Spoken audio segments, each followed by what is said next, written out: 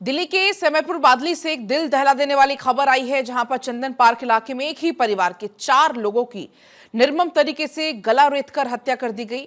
मरने वालों में एक महिला और उसकी 3 मासूम बेटियां हैं।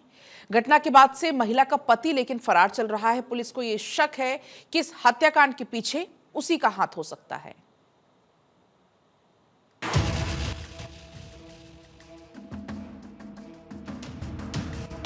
दिल्ली में एक ही परिवार के 4 लोगों की हत्या से मचा हड़कंप।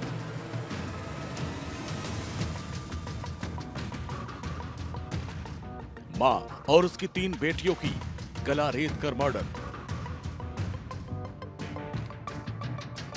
पुलिस को महिला के पति मुनचुन केवट पर हत्या का शक।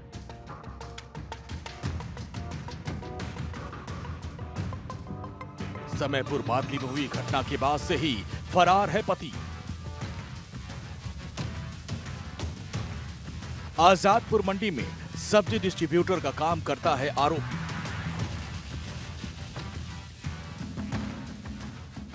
राजधानी दिल्ली से आई दिल दहला देने वाली वारदात, जहां एक शख्स पर अपनी ही 3 मासूम नाबालिग बच्चियों और पत्नी की हत्या का आरोप लगा है।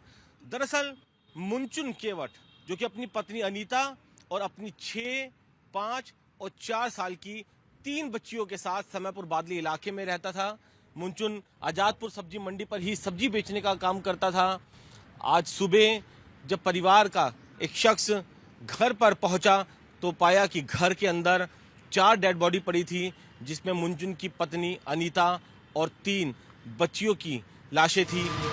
25 फरवरी की सुबह पीसीएसपी बादली दिल्ली पुलिस को सूचना मिली कि चंदन पार्क इलाके में एक घर में 4 लोगों की हत्या कर दी गई है। घटना की जानकारी मिलने के बाद समयपुर बादली पुलिस मौके पर पहुंची और घर के ग्राउंड फ्लोर से एक कमरे में एक महिला और उसकी 3 मासूम बच्चियां मृत अवस्था में मिली। चारों का गला किसी तेजधार हथियार से काटा गया था। मृतक महिला की पहचान अनीता के तौर पर हुई, जो अपने पति मुनचुन केवट के साथ और 3 बेटियों के साथ इसी घर में रहती थी। बच्चियों की उम्र 5 साल, 4 साल और 3 साल बताई जा रही है। पुलिस ने चारों शव को कब्जे में लेकर पोस्टमार्टम के लिए भेज दिया और मामले की जांच शुरू कर दी। इस जघन हत्याकांड की जांच कर रही दिल्ली पुलिस को शक है कि इस वारदात को महिला के पति ने ही अंजाम दिया है। आरोप है कि उसने ही अपनी पत्नी और बच्चों की हत्या करके मौके से फरार हो गया। फिलहाल पुलिस आरोपी की तलाश कर रही है और आसपास के इलाकों में छापेमारी की जा रही है। गला रेतकर हत्या की गई थी। पुलिस के मुताबिक इस पूरी वारदात के बाद से ही जो आरोपी मुनचुन है वो फरार है।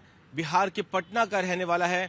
इस हत्या के पीछे वजह क्या है ये अभी तक साफ नहीं हो पाई है।